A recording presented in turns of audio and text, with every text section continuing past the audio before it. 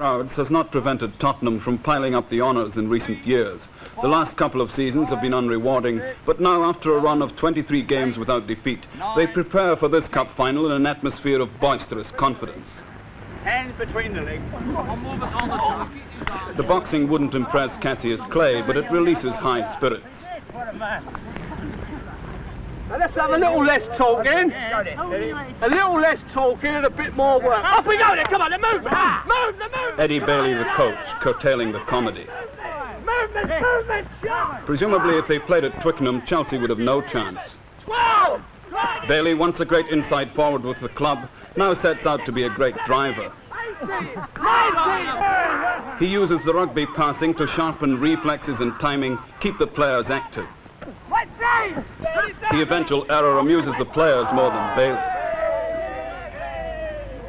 Right, finish off with a 20-yard sprint then. Come on, 20-yard sprint. Manager Bill Nicholson has been giving the orders at Tottenham for a long time. The response is history. Jones and Mackay are two survivors of Nicholson's great side that swept through English and European football at the beginning of the 60s. So is Greaves, who has shown clearly in the second half of this season that he's recovered from the brutal disappointment of his World Cup experience. Many defenders have suffered seriously what Gilzine is going through in fun. The Burnley defence, for instance, in the final of 1962.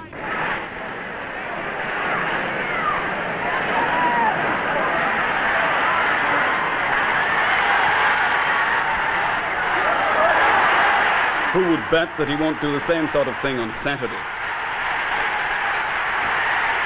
In the end, fate dealt rather harshly with the men who did the cup double under Danny Blanchflower.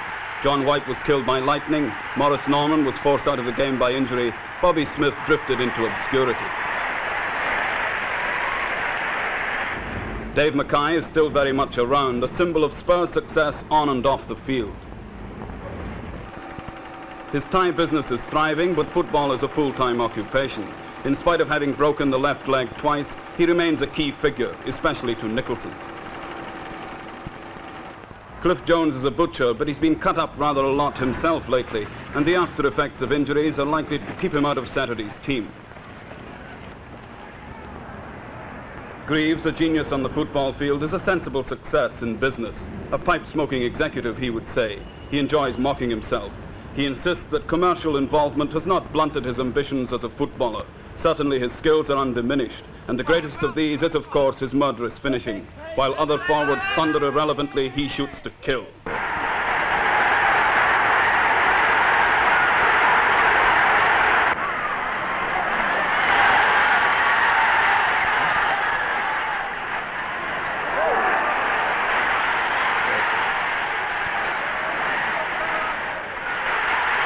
One feels that even with the crowd on the pitch, he could have put this one in the net. In the semi-final against Nottingham Forest, the range was longer than usual, but the result was the same.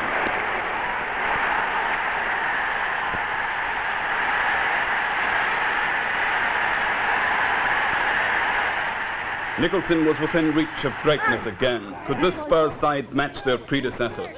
I would say that the 61 team had more experience in that side. There's no doubt about it too, they had more skill. They had, I would say, better players than what we've got at present. No disrespect to the players that I've got. And there's no doubt about it that some of these lads that we have here can improve because they're young. Jennings, the Irish goalkeeper, is one of these young men, and his developing brilliance has been a massive asset.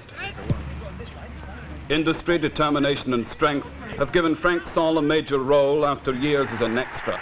He repaid Nicholson with this incredible goal in the semi-final.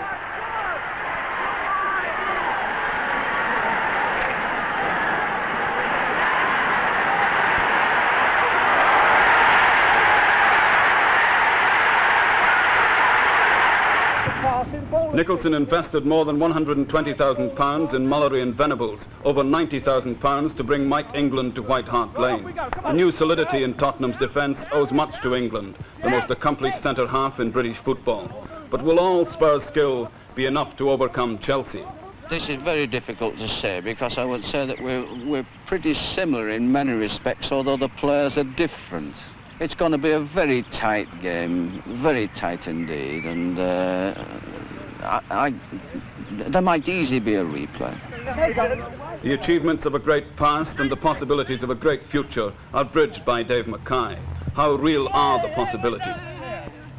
Well, to compare them with a great team, you see, it's very hard to compare teams with great teams, because the great teams have always got to win things. You can't have a great team and win nothing. And at the moment, we have not won anything. But I would say since we've played since Christmas, it's been fantastic. You know, we've really played well. And I would think that this team has possibly got a lot of great things to come. I would think I was a bit upset about the way we played before Christmas. We were losing games and doing silly things rather than, you know, I know that we could do much better. And it's obvious that it's easy to get 90% from players, but it's very hard to get 100%, which I think we've had over the latter part of the season. The cup final, we want to win the cup final, but it won't be the end if we don't win the cup final. I think our best year will be next season anyway. So physically, we're as strong as what they are. There's no question about that, you know. I mean, we don't want to play them physically, we want to play them in football, you know. And I think, you know, that, in my own opinion, we are the better, man for man, we are the better team, you know.